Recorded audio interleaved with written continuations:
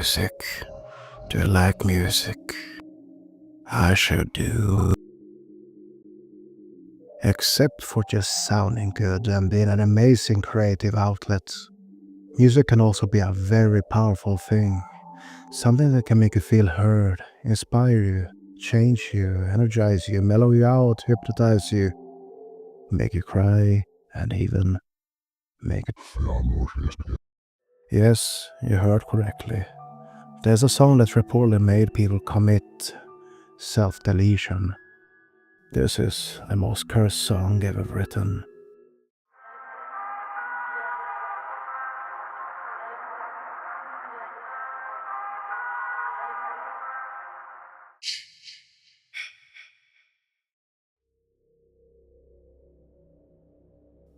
Your life will end one day, maybe in 80 years if you are young, or maybe just 5. You can't tell unless you plan to end it, which in case, please talk to somebody. You have so much more worth than you know. Anyways, back to the topic at hand.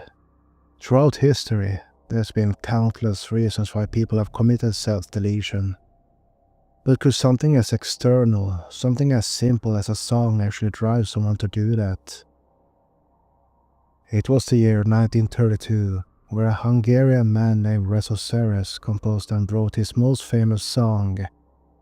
I'm gonna butcher this, but Szomorú Vasárnap, most known by the English translation as Gloomy Sunday. It gained a very dark reputation across the world. Allegedly, many people who listened to the song went to take their own lives. Because this all happened more than 9 decades ago, many details are quite hard to confirm. Therefore, the song is now sort of an urban legend. Still, there may and likely is some valid truth behind this. One of the few verified sources found in the Time magazine from 1936, titled Music Song, describes on how Budapest police investigated the death of a shoemaker named Joseph Keller, who had left behind a note before death. In this note, he quoted the lyrics from Gloomy Sunday. But you may say, yeah, curious, that could just have been a coincidence. Maybe the shoemaker really just liked the song and related to the lyrics, and found the text to be a great representation of his own feelings and struggles. Well, that's a great argument, but then in the same article it also states on how 17 other people also passed from hearing the song. 2 people died by self-inflicted gunshots while listening to it live, and others passed while playing recordings, and many jumped into the Danube River while clutching onto sheet music for the song. And because of this, the song was eventually banned in Hungary. If that article is 100% accurate, that would make 18 confirmed deaths, all relating to the same song. And although this all started in Hungary, it did even spread across Europe and also to the United States as well. During the times in 1930s, both in Time magazine and the New York Times wrote about the self-deletion attempts in the US, influenced by the song. The very talented Miss Billie Holiday also recorded an English version of the song, which BBC quickly banned, until the recent year of 2002, over the concerns on how the song and the text could impact the listeners.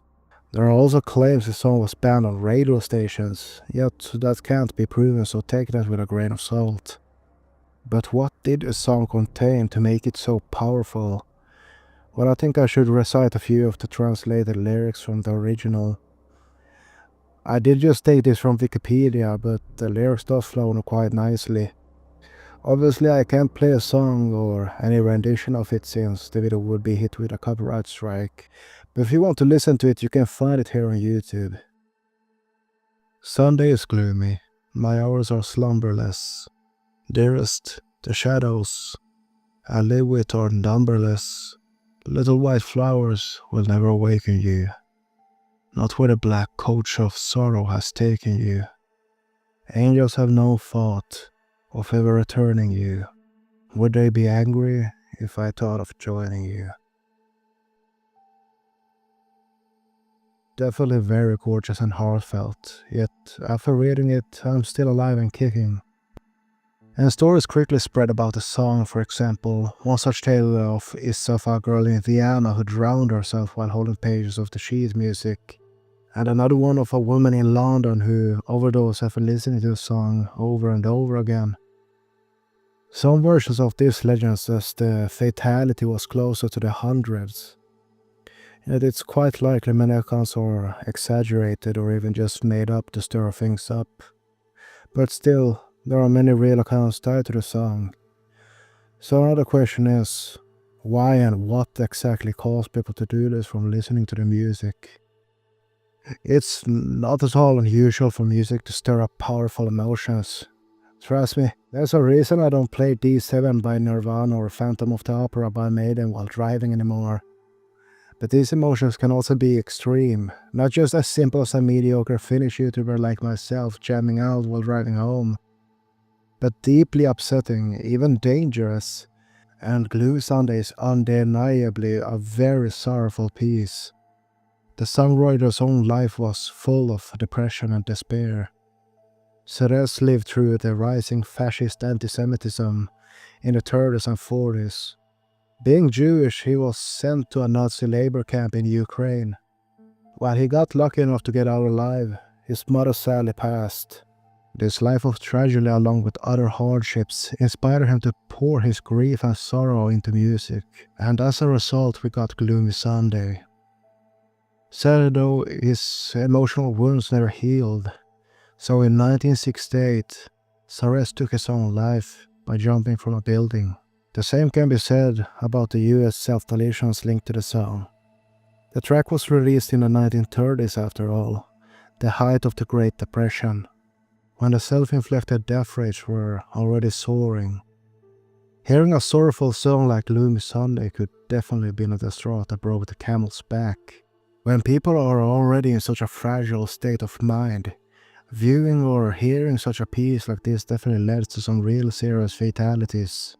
So to quickly sum it up, no, I don't believe this song has some magical supernatural curse that drove people to SH. People were already suffering during this time, and a haunting song like this became sort of linked with this sad era of history, and that's why the legend grew. The fact you haven't heard of any, or at least not many more cases now in modern times, proves this. Thanks for watching the whole thing. I just wanted to say that I truly hate having to use words like unalive instead of the real world. It's kind of like I'm babying you who's watching and making light of serious situations. But in my latest video I did not censor anything and the video flopped massively in the algorithm. So if you'd like to be a real MVP and support me, make sure you go and check that video out. I'll have it clickable here in the end screen and description. Anyways, thank you so much for watching and I'll see you next time. Bye bye.